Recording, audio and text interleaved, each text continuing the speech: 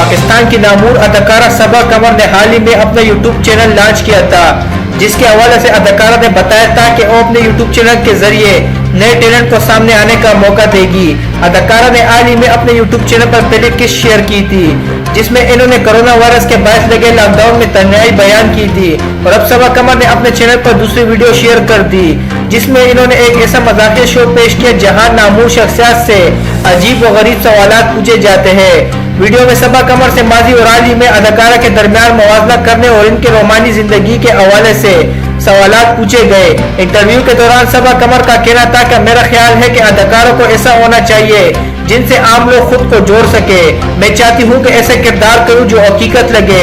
اس دوران اداکار نے یہ بھی انکشاف کیا کہ وہ کسی کے ساتھ 8 سال تک تعلقات میں رہی، تاہم اس تعلق کا انجام بہت برا ہوا۔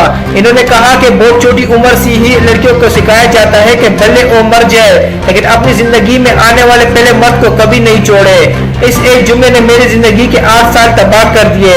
صبا قمر کے مطابق ان کے ساتھ بہت برا سلوک کیا گیا اور بعد ازاں کسی دوسرے خاتون کے لیے انہیں چھوڑ دیا گیا۔